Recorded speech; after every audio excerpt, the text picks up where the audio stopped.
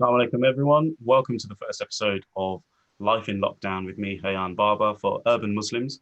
It's a new show during the coronavirus lockdown where we bring you news. We talk about things in the current news program, in the news cycle, and we'll talk about the things that affect you, things that you care about. So, if at any time during the show you have any questions you'd like to ask any of our panelists, or have any ideas for anything that you'd like us to talk about in future episodes, please um, put them in the questions and comment sections below our live feeds, and we'll get back to you. And of course, tag people into our conversations, encourage people to join in. And if you think that we should invite you or other panelists in the future, please tag them into our comments on Facebook Live, on YouTube, and on our website. Assalamu alaikum, everyone. In the first episode, we're going to talk about the issues that Muslim communities face and have faced during the coronavirus, and the things that people in Muslim communities can do to adapt during the coronavirus, and of course, to help wider communities throughout the UK, whether it's supporting charitable initiatives or just doing your bit to stay at home and protecting the wider society. So this evening we're joined by a really great panel of guests. We've got Dr. Sara Al-Ansari. She's a doctor at the Manchester University NHS Hospital Foundation Trust. She's practiced at the NHS for 7 years and will soon, inshallah, be training as a GP in August. And she also practices in respiratory medicine. So her point of view is quite interesting here tonight. We're also joined by Mobeen Hussain, who is the founder of British Muslim Youth and a charitable project called Muhafiz, which we will learn more about later. I'm sure you all also know Harun Motta, who's extraordinaire on social media, bit of an influencer with a massive following. He's done plenty of active running and marathon running in the last few years, quite inspirationally. He's also the head of challenge events at Penny Appeal. So he'll be telling us about some of the new innovative virtual ways in which people can support initiatives such as ones at Penny Appeal. And we're also joined by Mohammed Ali Amla. Ali is the founder of Christian Muslim Encounters, and which bridges the divide between communities, academia, and policymakers on all sorts of issues that affect communities from different religious backgrounds, such as the conflict in the Middle East, how communities can come together at times of difficulty. And he's based up near Halifax in West Yorkshire. So assalamu alaikum, everyone. How's everyone doing? Great. Good. Sorry, yeah. Don't talk all at once. No, but Dr. Sara, I thought I'd come to you first. I think, well, first and foremost, I'd like to pay tribute to you and your colleagues. And I think we'd all agree of the fantastic work that you and your colleagues are doing in hospitals all across the country. And I think it's worth noting as well that, you know, the first 10 medical professionals to pass away from the coronavirus were in fact all immigrant doctors. I believe the first 6 were Muslim doctors. And I think that's really important because at a time where our country is already very quite divided, unfortunately, on racial and religious lines, I think it's sensible to remind people that actually it's immigrant communities who bear the brunt of situations like this, but they're also at the forefront of fighting these kind of things. You know, they're at the front line. They're your frontline medical professionals. They're your auxiliary nurses and doctors. They are also your taxi drivers, your food delivery servers and restaurant workers. So, you know, you could say that immigrant communities are the backbone of this country. So I just want to pay tribute to you and your colleagues for the amazing work that you do. And of course, we're all clapping for you now every Thursday. Um, Thank you. Those are very kind words, and you're absolutely right. In terms of coronavirus has affected everyone around the world, but one of the hardest hit communities has been all of those who work in healthcare. So, like you said, they're your porters, your radiographers, your nurses, your midwives, you know, your and so many others that I haven't mentioned. And like you said, actually, if we look at the statistics, 1 in 5 of people who work for the NHS are ethnic minority groups, many of them being Muslims. But interestingly, what we found out is that disproportionately, this coronavirus pandemic has taken the lives of 70% of the healthcare professionals who have died have been ethnic minority groups. So that will have a huge impact on the communities, and a lot of families will be facing very unique challenges at this time. Yeah, and so from your background as a doctor, what advice would you give to people in the communities? Because of course, while this is not just an issue that affects Muslims, but given how Muslims live in our practices and our cultures, what advice can you give to people from our communities to help them to stay clear of any illness? Absolutely. So one of the things to bear in mind is that this virus doesn't spread on its own. It's humans that spread the virus from person to person to person. So it's the same message that I would give to the Muslim community that I would give to any other community, which is try to stay at home and to physically distance yourself from other people.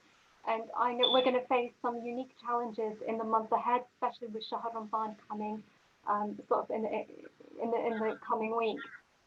So as tempting as it might be to sort of join other members of our community and to sort of spend Ramadan together and to celebrate Eid together, I would strongly advise you guys, please stay at home, physically distance yourself from people of other households.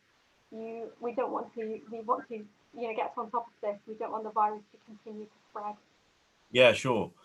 So I want to come to Mobeen as well. Mobeen, what we're looking at challenges that affect Muslim communities in particular. One of them, which you'll be aware of quite well, is something that you were involved in earlier in March, which is about the response to the government's draft coronavirus bill and its clauses that covered forced cremations. So that was an issue that's thankfully now been resolved. But could you give our viewers like a bit of a breakdown as to what happened and what parliamentarians and people like yourselves did in the background to resolve that issue? I'm not going to talk about it from my personal perspective, but I think what we did see during that time was what we all saw. Coronavirus came out of nowhere. We didn't know, I myself, I was talking about this to a few friends. We saw it in China, we saw it gradually spread, but we never expected life to turn out how it was going to be.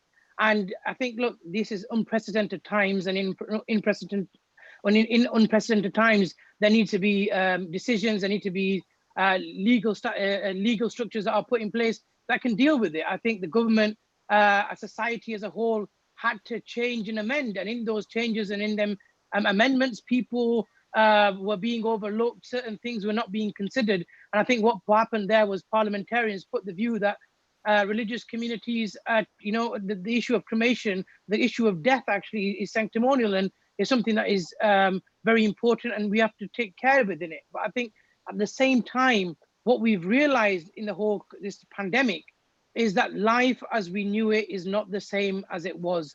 Everything has come to a halt. The masajids are closed. Our day-to-day lives are not the same. And one of the things that we are realizing is not just the importance of life and health and community and the National Health Service, but we're realizing the meaning of life. And that's the important thing here. We realize the meaning of life, what really matters, and we're going about it in that way, I think.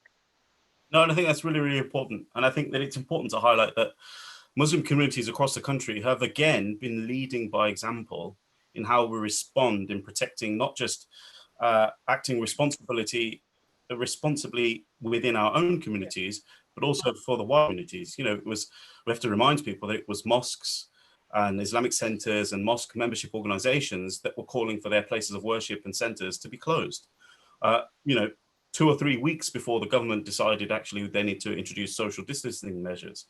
And also it's mosques and Muslim charities that have been again at the forefront of fighting this issue on the ground. And talking of charitable work, I want to come and bring in Harun. Harun, why don't you tell us about some of the stuff that Penny Appeal have been doing and what they might be doing in the coming week? Oh, alhamdulillah, we're blessed to be able to support our communities here at home in these difficult and struggling times.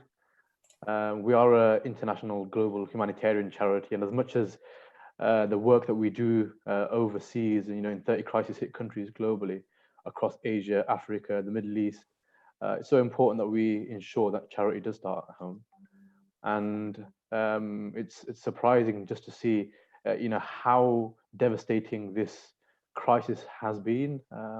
We don't know, how our neighbors are. There might just be someone 1 or 2 doors away who might be self-isolating, or somebody elderly who may not be able to go and get their basic essentials. So, we're working with Age UK to serve those who are elderly and suffering. We're working with masjids and faith and non-faith organizations to identify those people who might be isolated and in need of basic essentials. So we're distributing food packs, and also a bit of outreach work in the community, supporting and helping those who might be homeless and also at increased risk of catching coronavirus. So we're out there in the communities. It is very risky, not just Penny Appeal, but it's great to see the wider Muslim charity sector, really on the front line, getting involved. This is crisis upon crisis. So people living in Syria, Gaza, and other parts of the world, refugees in refugee camps who are in overcrowded places, with very poor or no health infrastructures, people at extreme poverty. These are the people who are at the greatest risk here. And alhamdulillah, we're on the ground distributing aid, hygiene packs, food kits. And it's really devastating, but alhamdulillah, we are on the ground doing our part, and we are urging the Muslim community, the wider Muslim community, to get involved and support us, particularly with Ramadan coming here. For those who are staying at home and not able to volunteer, they can contribute by donations, and they can contribute by fundraising. And of course, we can always, reflect, pray, and make dua, which is as powerful and very much needed as well. Yeah, absolutely. And I think it was good also to read Penny Appeal's CEO's article in Al Jazeera. I think it was yesterday, where he talked about it's actually, unfortunately, even at times of crisis, it's Muslim charities who have long been recognized as, the fourth emergency service by parliamentarians, over the last 2 or 3 years. And it's these services that are needed now more than ever. And this really does fly in the face of some of those people who want to use the coronavirus pandemic as an opportunity to peddle hate against minorities, when actually it's the minorities who are stepping up as well and mucking in just like everybody else is, and putting themselves in the front line. Ali, what's it like in Halifax, and with your work, particularly between faith communities? What has been done, and what opportunities do you think this brings for people?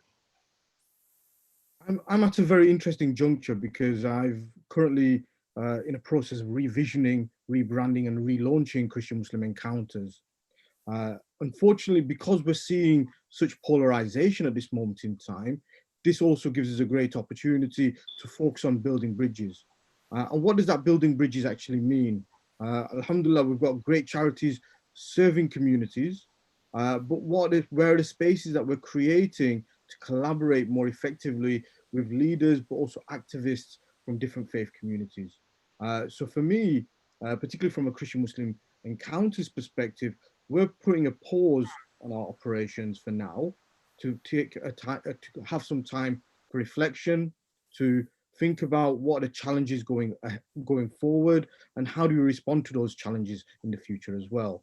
What does it mean for Christian Muslim or interfaith relations in a very polarized climate, in a post-Brexit world, but also our norms are going to considerably change once lockdown is lifted, but the impact and implications of this is going to last for many years, and our futures will never be the same again. Yeah, I agree with you. It's certainly is a game change, and I think it does help us to refocus what it means, to serve our communities, to look after one another, to be responsible members of society, and also do so in a way that considers everybody. But also, this time allows us, while we're at home and self-isolating, we are given that time to reflect. We're given that time to spend with our families and our loved ones, or to be more considerate of those around us. I wanted to also talk about how we can be responsible while still socially distancing, while still going out and getting exercise, for example. So, Haroon, do you still go out jogging, and how has it changed for you? I think your microphone's off. Yeah, for me, this has been quite a blessing, in fact. I've been, well, I'm marathon training at the moment anyway, so marathon training for me doesn't stop.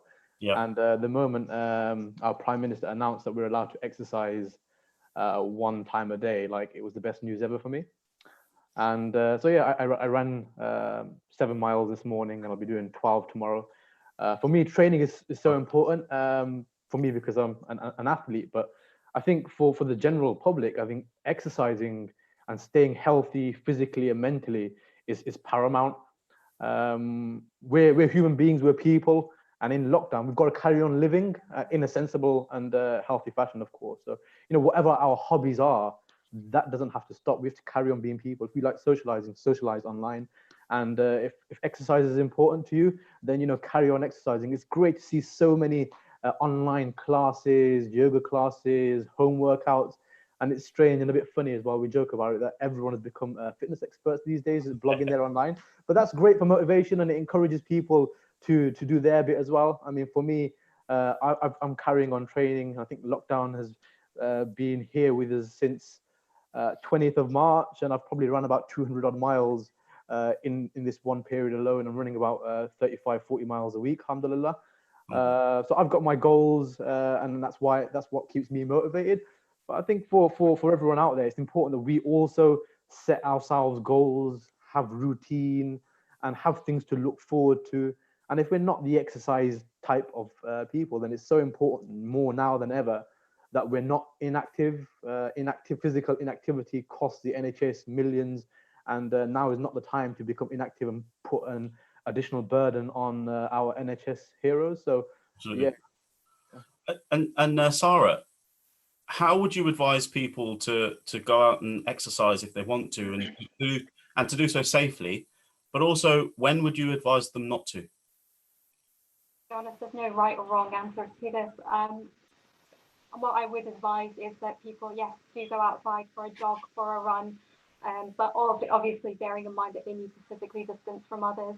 And like Haroon was saying, there's such a variety of home workouts, and everyone is a fitness expert at the moment. There are lots of Instagram live fitness classes that people can join. Obviously, do what you're comfortable with. Don't push yourself to the point where you're in pain or you're struggling. But it's really important that you are improving your fitness, you're improving your lung capacity as well. And that's just with setting yourself a routine, doing regular workouts. On top of exercising, make sure you're eating well and eating a nice, varied, balanced diet. And also, please don't be engaging in bad habits like smoking or like shisha, because what we do know is that smoking or shisha can increase your chance of having severe consequences from coronavirus by 2 to 3-fold. So these are ways that obviously that you can look after yourself from a physical point of view. Yeah, and I think that's really, really important, because I don't think that we will appreciate the compound impact being indoors for a long time may have on our physical, health, as well as our mental health. I think it's really, really important that we're consciously making the effort to look after ourselves. Ali, where you're based, I know that you're in a small village in near Halifax. So what's it like for you? I mean, you're quite rural. You probably feel you're very safe. Do you go out for a walk? What do you do there? I'm probably the opposite of Haroon in fitness levels. I'm not an athlete. I'd often describe myself as a bit of a fat boy. I love my food and my calories a bit too much. But one thing I have been making the most of is being the beautiful countrysides here. I've been dragging the kids out on a daily basis. We have been walking for at least a couple of hours a day, around 5 or 6 miles, which has been a new experience for me because with a very busy and hectic lifestyle, I often wouldn't get the opportunity to exercise and go for a walk in that way. But now, as Haroon mentioned, I've actually set myself little goals. So at least once a week, I'll do myself a bit of a time trial where I'll test myself and push myself to walk 7 kilometers within an hour. And today I managed to do it in an hour and 15. Last week it was an hour and 19. So I'm getting better slowly, but I'm not at optimum physique and nowhere near that. But it's been great, both mentally, spiritually, and physically. Great to be out in the countryside. We're very fortunate because 5 minutes walk out and we're in the middle of nowhere, which has been great for social distancing because we don't see anybody anyway. But also it's been great as an opportunity to bond with the kids, because kids do suffer from cabin fever. At a time like this, and I put a post on a couple of days ago around on social media around kids being extra whingy, extra cranky, extra bickering, and I'm just like driving me totally insane. But it was great to know that I wasn't alone in that, and other parents are suffering from very similar things. But also, it's a great opportunity to get them out of the house, get some air into their lungs, but also burn off some of that excess energy for them. Because kids have got a phenomenal amount of energy, which is oldies like me don't tend to have. Yeah, no, it's so true. I mean, I think there are so many challenges, and we've seen and heard from people who are struggling to look after their kids at home while also giving them their school education, while also working themselves. I mean, I'm struggling, and I'm doing that with my nephew, right? And I'm really struggling, managing my time between making sure he's getting his homework done, I'm getting my work done, and also, not going mad being indoors all day. And I just want to come back to Sarah as well. When it comes to young children at home, what advice would you give to parents of young children in particular that have this endless amount of energy, need and want to go outside and see their friends, but we've got to tell them sensibly without worrying them too much that they can't go outside?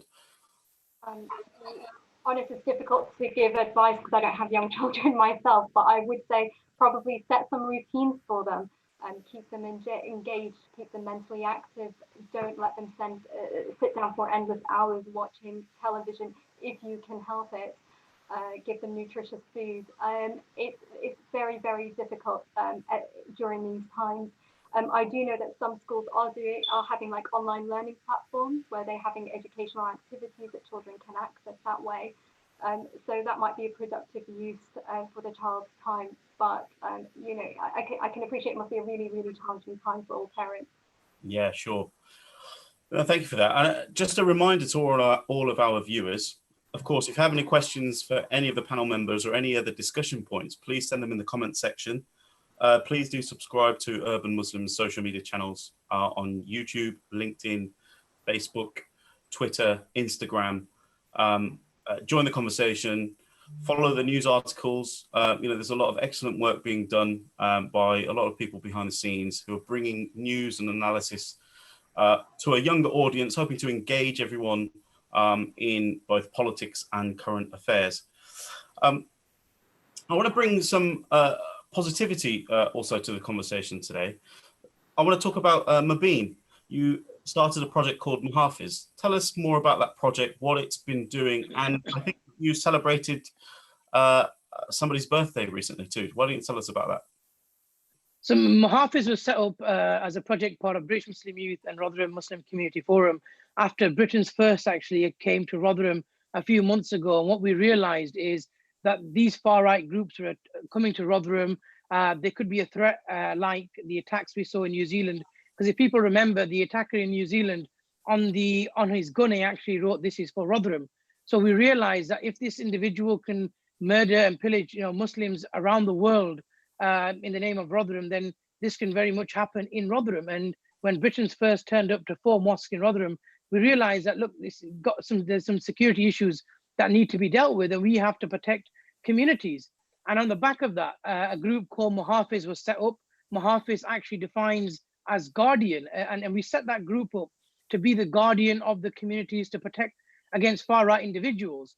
And that was the purpose of that group. And we was working with groups such as the Jewish security group called Shomrin, and putting that into place. And whilst that was all happening, came COVID-19. And we realized that, look, the purpose of our group is Muhafiz.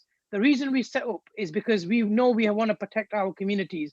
And right now, there's no greater need to protect our communities than protect those who are the most vulnerable, those who are currently shielding, those who are currently the most vulnerable in their homes, who can't access food, who can't access medicine and their necessities. And in literally, we have over 100 volunteers, and we literally made a volunteer group in Rotherham made of, this is completely a volunteer organization from top to bottom. There's completely nothing more than it being for the sake of Almighty Allah. And we set up, and what we were doing then is delivering food to those most needy, shopping and everything else. And it was an elderly lady's birthday actually last week, and the call came, and I spoke to the lady, and I kind of gathered that it was her birthday. And so one of the things that we thought we would do is we'd make her some surprise cupcakes, which said happy birthday to her. And honestly, when we delivered it to her, a volunteer that went and delivered it said that she was so emotional that even he couldn't handle the way he expressed himself. And this is the act that what Muhafiz and Muslims are doing. It's the fact that this is the sunnah of Rasulullah sallallahu alaihi wasallam. This is the embodiment, the teachings of the Prophet sallallahu alaihi wasallam. And I just want to say something here, because what I'm saying and dealing with in terms of Muhafiz is no different to what Muslims are doing across the country. And I know this conversation about Ramadan is taking place and what will happen in Ramadan. I say forget Ramadan. For Muslims, the essence of Ramadan has already started. Because if you're a non-Muslim living in the UK right now, if you are living with a sizable Muslim population and you're shielding and you're vulnerable, you're likely to have more volunteers in your local community than anywhere else. Because you know what? Muslims aren't just the most charitable communities in this country when it comes to raising money. Right now, Muslims and many people of other faiths are out there delivering necessities, delivering those things that are in need. And they do it for no other reason than because of their faith. And I think one of the interesting points I want to make here before I kind of finish off is when we set up Muhafiz to protect mosques, people called us rebels. People called us a vigilante group because we wanted to protect our mosques. They compared us to the likes of Britain's First. But all we were doing was protecting our mosques. The question is, where are the Tommy Robinsons? Where are the Katie Hopkins? Where are the Britain's First that want to be the people that talk about nationalism and patriarchy? I'll tell you what nationalism and patriarchy is. It's standing up like the National Health Service people are doing on the front line. It's like those people who are doing their best to keep our, people in our country safe. And it's those volunteers that are delivering food, medicine, and necessities to those most vulnerable and making sure we can carry on going. So for those that want to talk about the far-right propaganda and the way they spread the hatred, this is a time to remember who truly is British and who is proud to be British and who truly is patriotic in this time of need. Absolutely. And that has always been the case with minority communities, immigrant communities, Muslim communities, and the charitable work in which they do.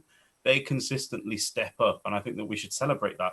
We also should remind people that we're not just a community or communities of hardworking people. We're also a very resilient and tough communities of people, dealing with racism, hatred, Islamophobia, and far-right narratives and anti-Muslim Islamophobic tropes and all these kind of things is not new for us, but we still get on with it. We don't complain, we just get on with it, and we continue doing what we're doing because that's the way that we're taught. It's in our belief to be good people, to support those around us, and we'll just continue, and long may that continue. And I think that what also I hope that this whole experience teaches people is that, it should highlight and expose the sheer stupidity of xenophobia. Because at the end of the day, illness, pandemics like coronavirus and other such things, they don't discriminate on race, color, creed, religion. At the end of the day, we're all people of one community and we all need to support each other. And one day when it's, even if a prominent far-right leader gets the coronavirus, it's probably going to be a Muslim surgeon who operates on him if he needs surgery. It's probably going to be an immigrant nurse that sees him first. It's probably going to be an immigrant taxi driver that takes him to the hospital for his appointment. It's, I hope that these experiences are going to humble people as well. And you're quite right. Where are those people now who pretend to be patriotic? Ali, what do you think? Sorry, your microphone's off. I was going to just add, unfortunately, what we are seeing is the far right, not just in Britain, but globally galvanizing right now, particularly with their anti-Muslim narrative. We've seen it in India, the US, UK, but across Europe as well, which is deeply problematic.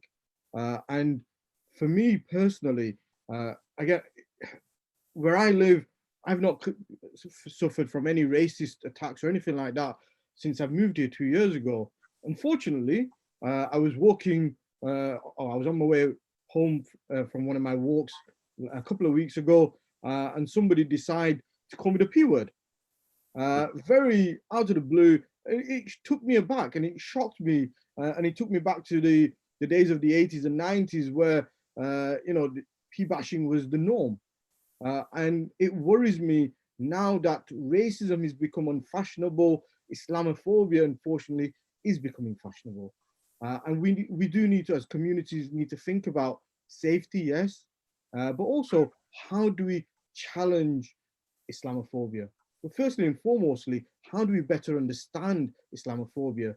Because we often find there is a huge amount of denial when it comes to Islamophobia, not just within the Muslim community, but in wider society as well. Often you'll hear you're playing the race card, or you're playing the faith card. Actually, you're playing the victim without realizing, actually, these are daily lived experiences for many people, not just on a hate crime level, but the more microaggressions that we face, the discrimination, the prejudice, without sounding doom and gloom.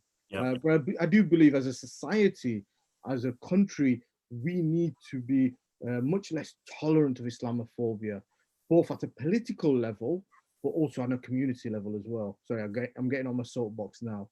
No, it's good. I think it's very valuable. I think this is an issue that is actually on the forefront of everybody's minds. And unfortunately, it's still very prominent, and an issue that I don't feel, and I don't think many other people feel, has properly been addressed, let alone resolved. I think we're a long way away from that. The conversation has been going on for, the past 3 decades, at least. I agree with what you have all said, and I actually echo that. One thing we have noticed in the last couple of weeks is that there has been whitewashing of positive media coverage of NHS, key workers, and charitable and voluntary organisations. And I don't think that we should be quiet about this. I think we do need to challenge it through the appropriate methods, and just raise awareness that actually we make up a significant proportion of the workforce, and our contributions during this time. Yeah, absolutely. And talking about more of the work that our communities can do, Haroon, what is Penny Appeal going to be doing in the next few weeks, and how can people support them? So we've got volunteers on the ground, Team Orange, our volunteering family, who are, very much on the front line, packing, preparing, and distributing essential food items. So we're encouraging people who wish to volunteer to get in touch, visit our website, click on Team Orange, and find out how they can actively get involved.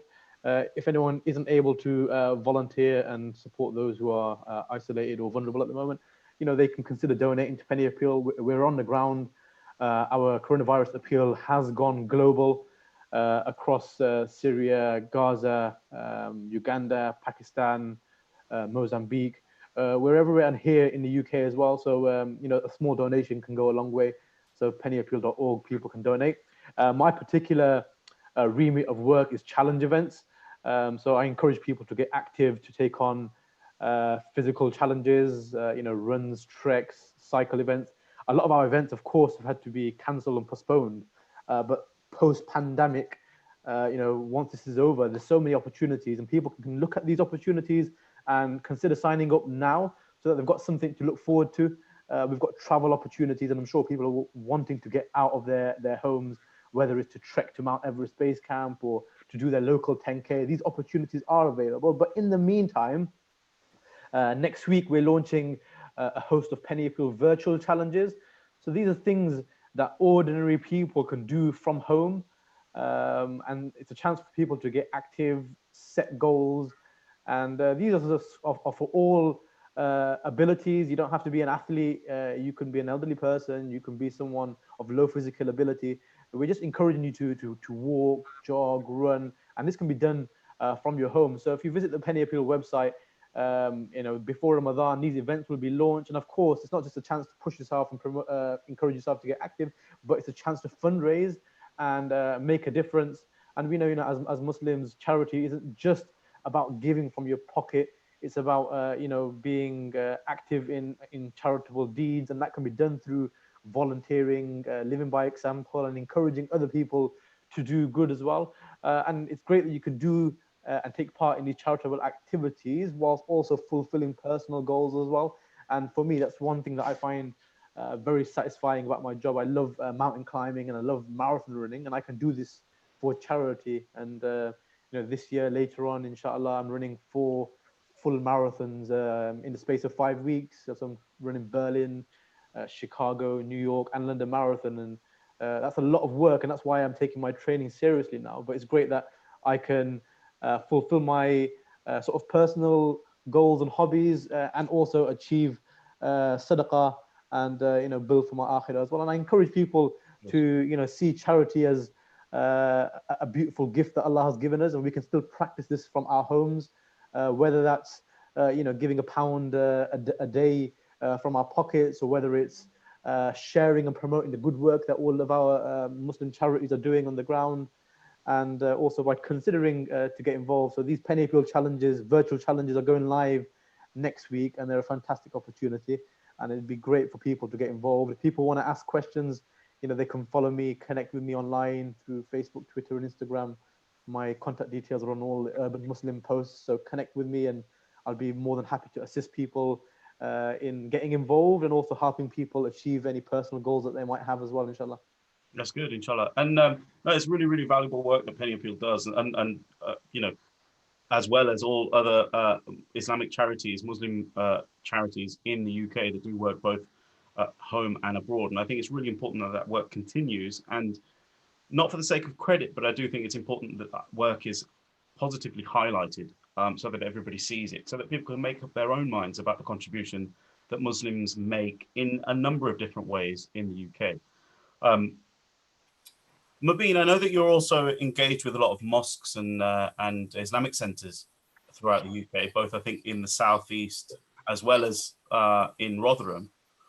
What are mosques and community centres doing up north and where you are, and how have they changed what they do in response to the current crisis? I think mosques, like most faith groups, have obviously closed during the coronavirus pandemic.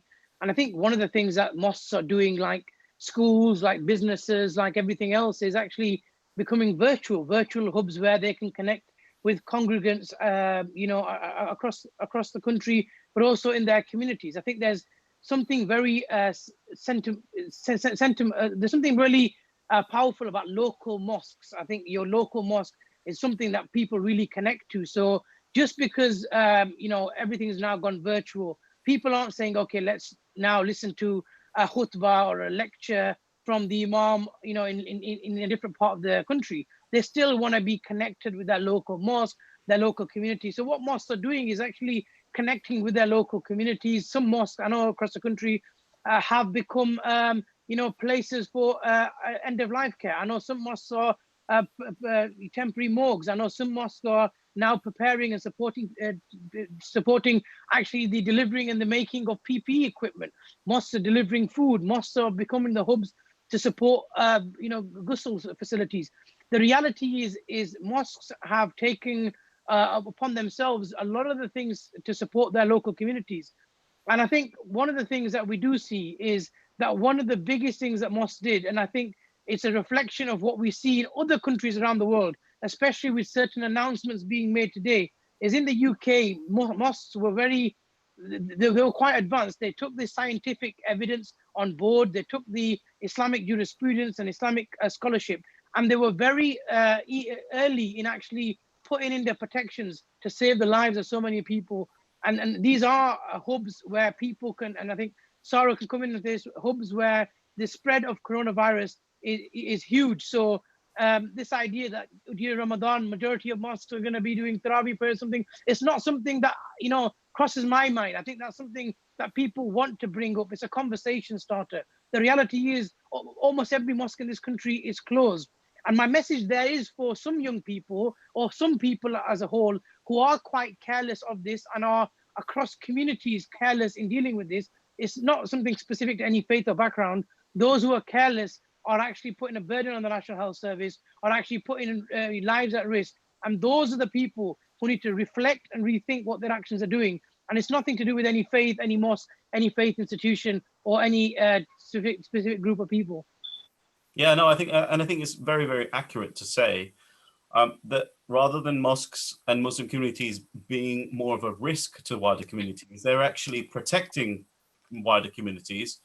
And of those communities who have been negatively impacted, they are serving them so that they can assist them far greater than they would have if they were still, doing business. And if I just come in there, I think what people sometimes forget is the reality is that everybody's in this struggle as well. Like mosques don't get funding from national government. There isn't like the Church of England kind of fund. Mosques are independently funded charities, and it's the local communities that keep the upkeep of that.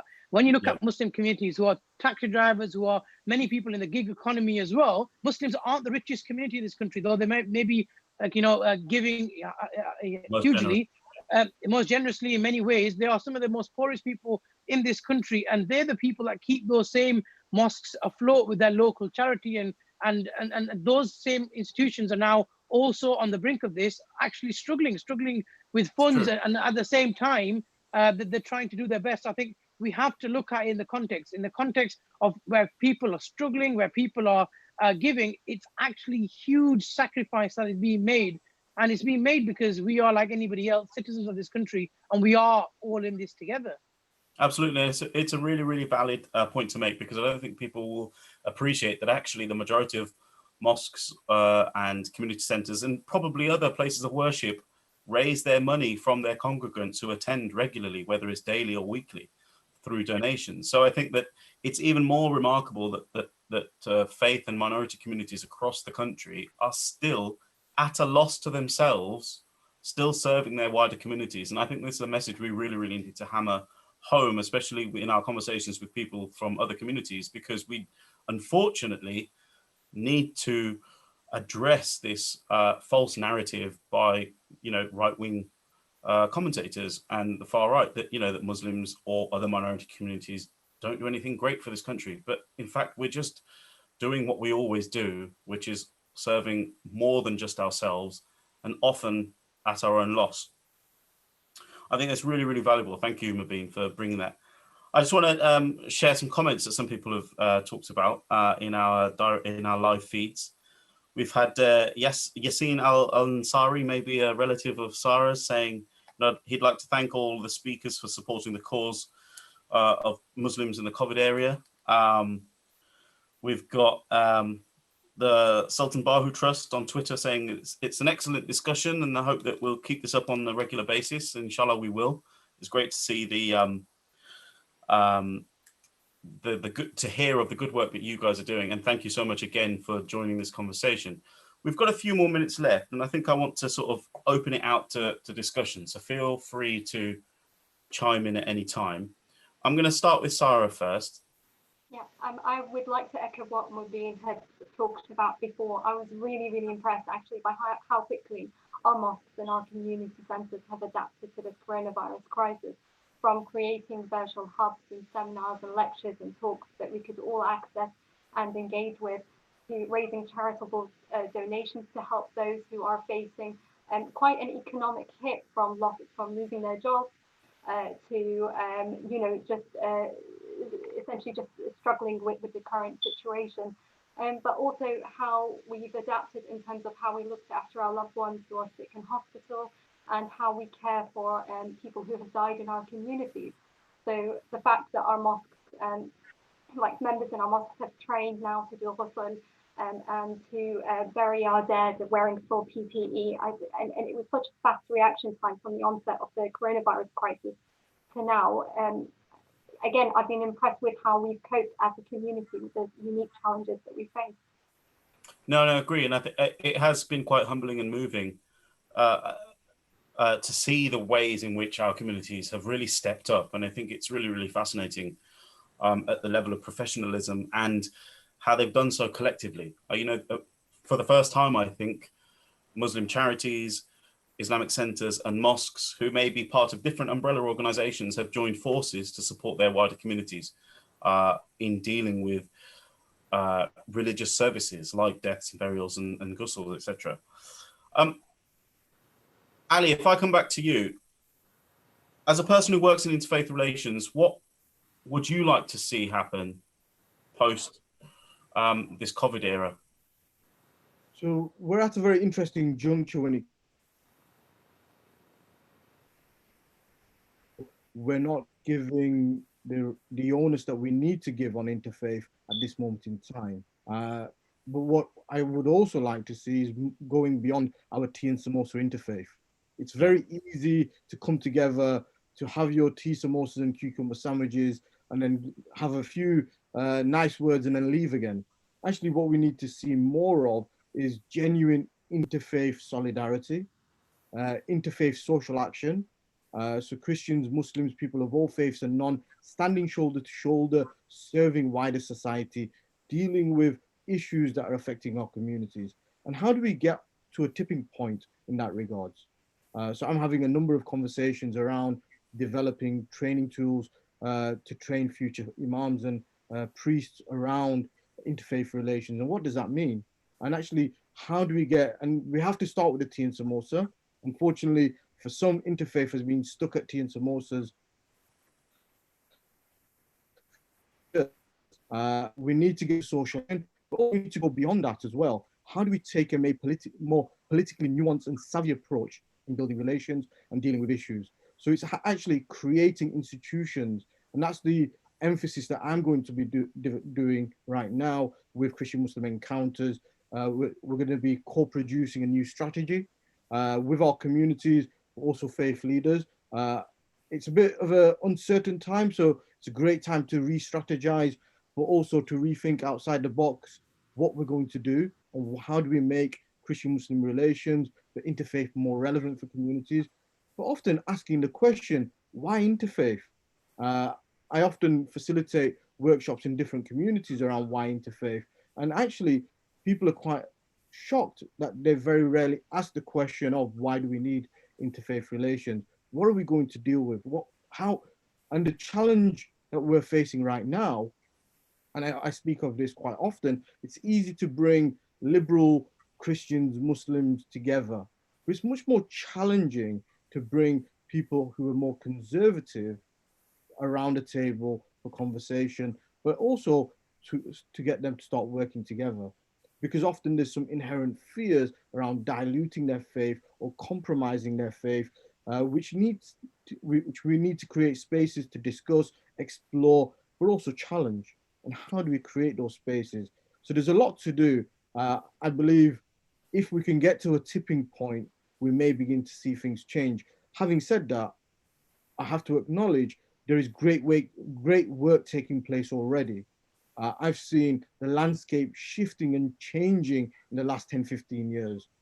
So I have to acknowledge the great work that is already starting to take place and taking place. Is how do we build and galvanize that momentum further?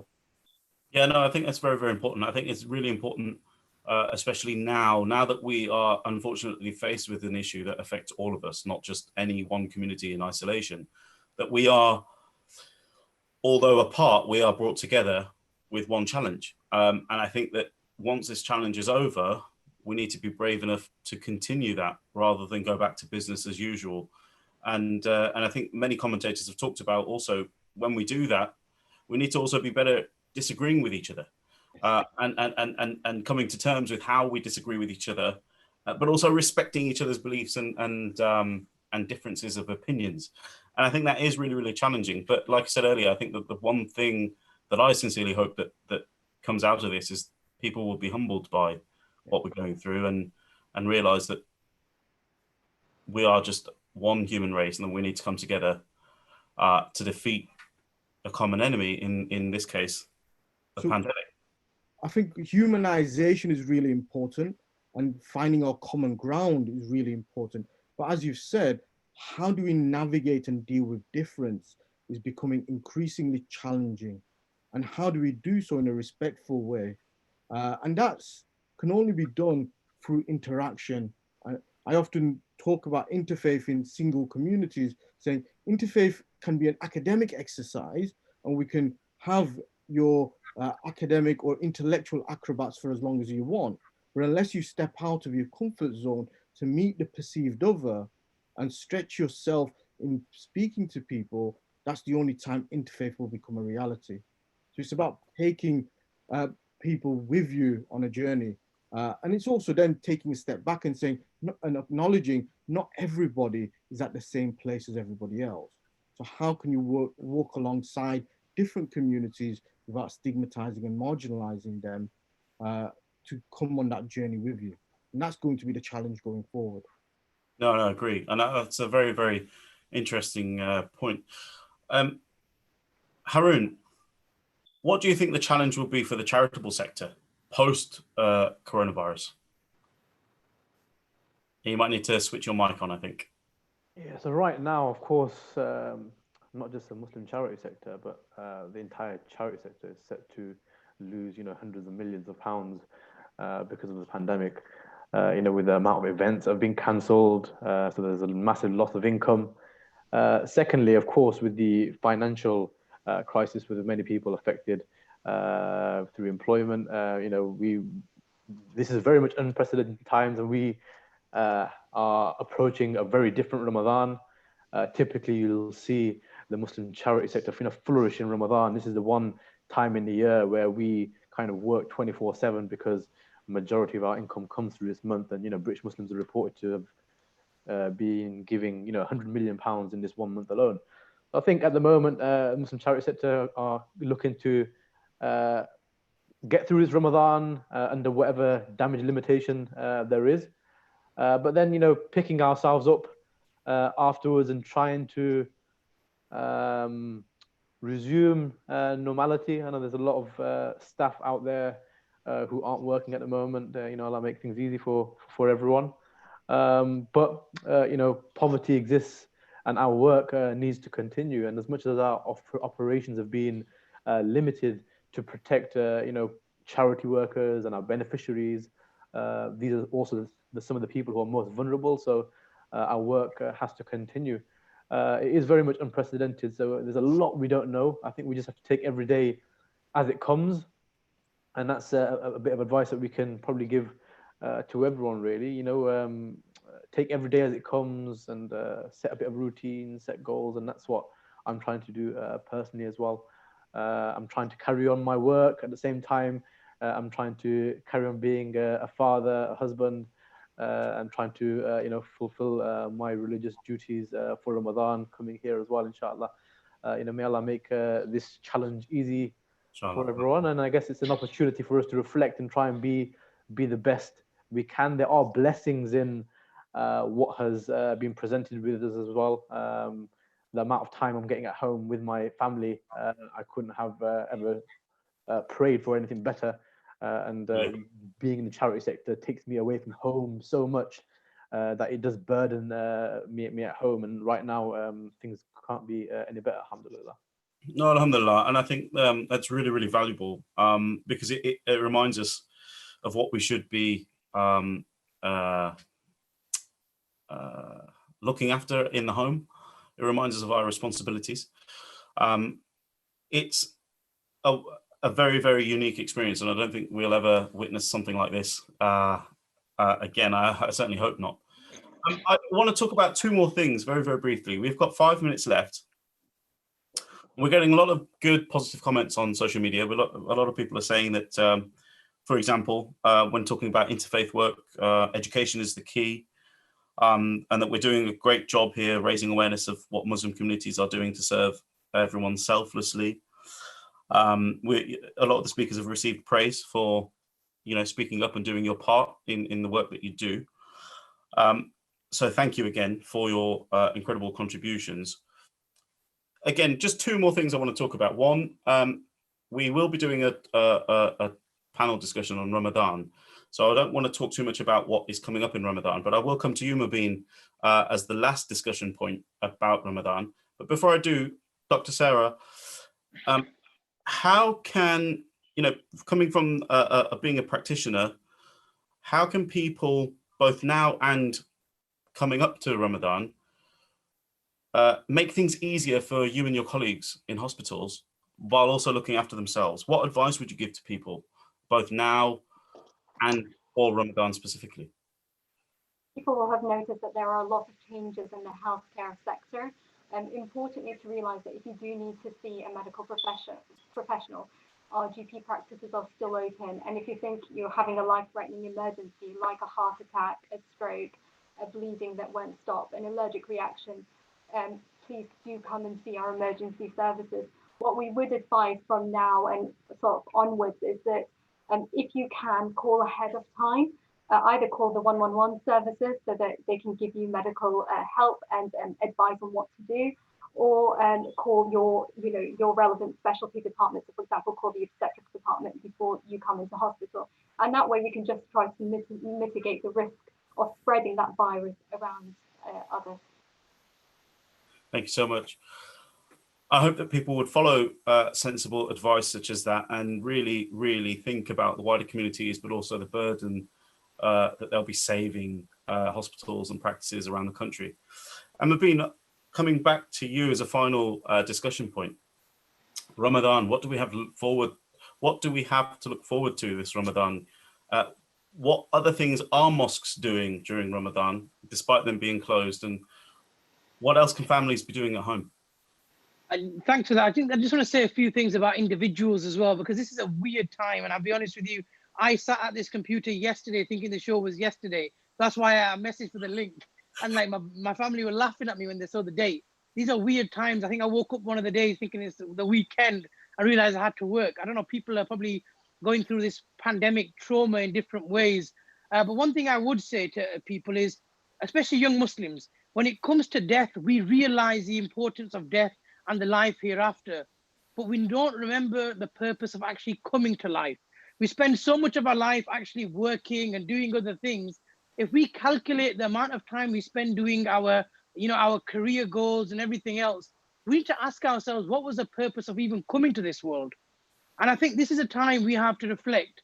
Look back and ask yourself, in each individual during Ramadan, that I know where I might go after I've left this world, but why did I come into this world? What was my purpose and what can I contribute? How can I be different and how can I be uniquely beneficial for my family, for my community? And these are the sorts of questions I think people should ask.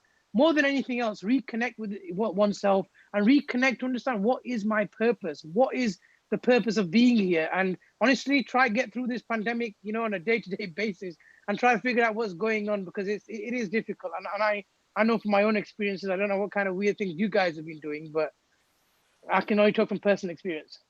Well, maybe that's for another show, but no, that's a really, really positive way to end it, actually, I think, is that it gives us an opportunity to reflect on what our purpose is, both as individuals and as communities, both practically, religiously, and spiritually. And I think there's a lot of takeaways from this, and I hope that our viewers will be positively engaged with the conversations we've had today. I'd just like to say thank you so much to everyone who, again, joined this conversation. Thank you also to our viewers, whose names I forgot to call out just because a lot of conversation was taking place. But it is our first time, and I hope that our future shows will be a bit more engaging. We'll get a bit better at it.